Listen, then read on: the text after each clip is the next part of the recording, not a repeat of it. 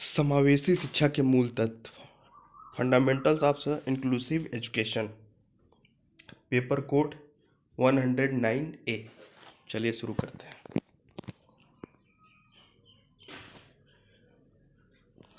समावेशी शिक्षा की प्रमुख विशेषताएं क्या हैं? सबके लिए शिक्षा। किसके लिए शिक्षा? सबके लिए शिक्षा। समावेशी शिक्षा आवश्यक है तो क्या होगा? मानसिक विकास के लिए, शारीरिक विकास के लिए, सामाजिक विकास के लिए, उपयुक्त सभी के लिए। समावेशी शिक्षा की आवश्यकताओं में सम्मिलित नहीं है। विभेदीकरण के लिए ये सम्मिलित नहीं है, बाकी तीनों सम्मिलित है। समावेशी शिक्षा है कम प्रतिबंधित। क्या है? कम प्रतिबंधित। चलिए आगे देखते हैं।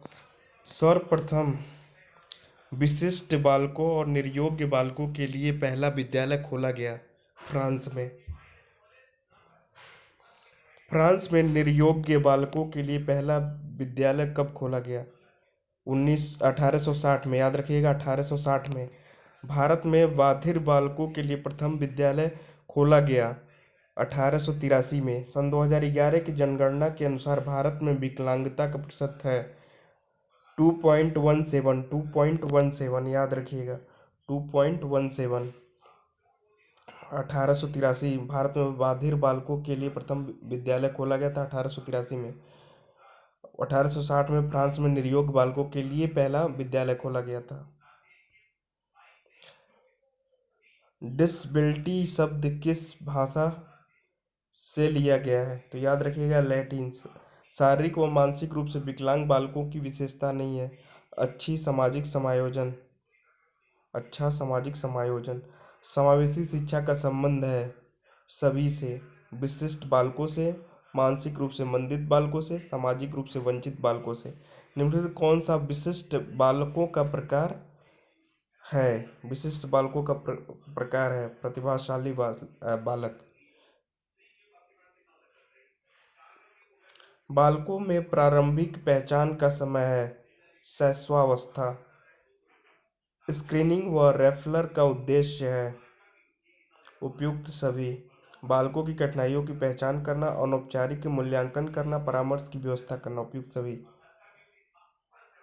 बालकों के लिए कम प्रतिबंधात्मक वातावरण का संबंध है उपयुक्त सभी। बालकों के अधिकारों की रक्षा से, बालकों की शिक्षा व्यवस्था से, बालकों की कमजोरियों की समीक्षा से।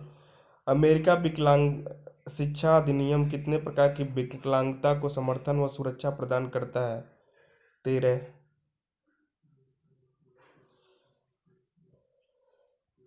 शीघ्र हस्तक्षेप का संबंध किस आयु वर्ग से है? 0 से 6। शीघ्र हस्तक्षेप में कितने वर्गों में विभाजित किया गया? 4 वर्गों में। कितने वर्गों में? 4।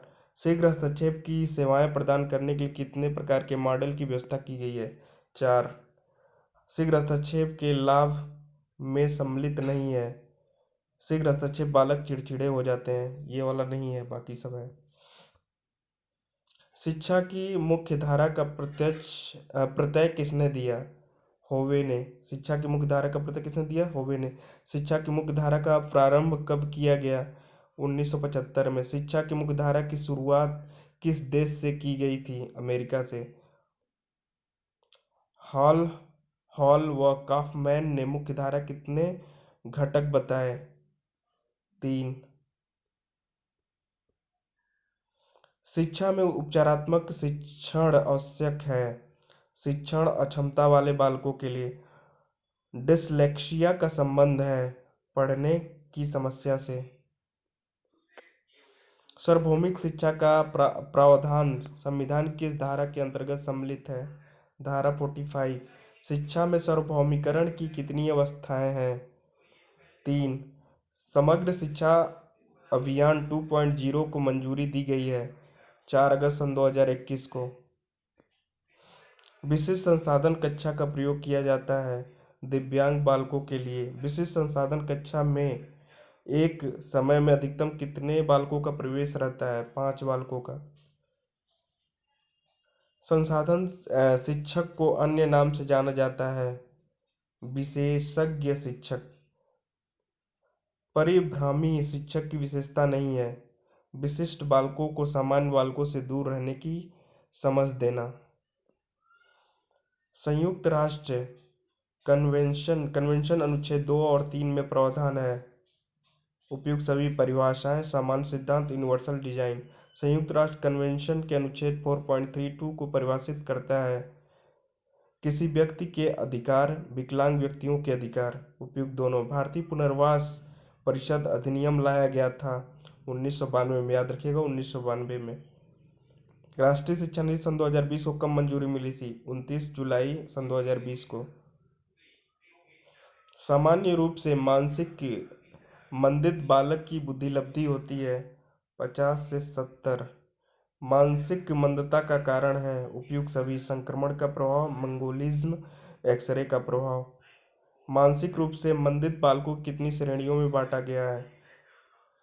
सामान्य से बौद्धिक क्षमता, अधिगम में पिछड़ापन, मानसिक अपंगता। मानसिक रूप से मंदित बालकों की पहचान किस आधार पर की जाती है?